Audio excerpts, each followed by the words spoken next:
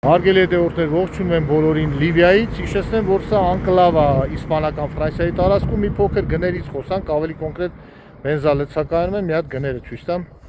ասենց հեռու պահեմ, ուրեմն նայեք, դիզելը 1.7, բենզինը 1.5, դե մի քիչ ավել։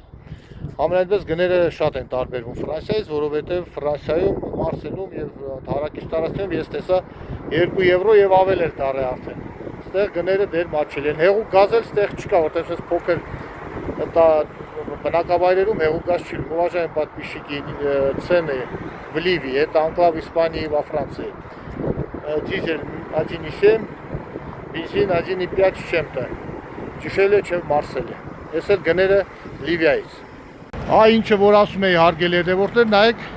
որ գինը մատչելի է, հիմա սա ֆրանսիական համարներով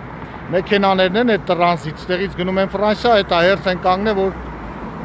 բակը լցնեն լրիվ։ Այս հերթը գնում է дեպի այդ։ Уважаемые подписчики, выстроилась очередь, что полный бак забить, это номера с французскими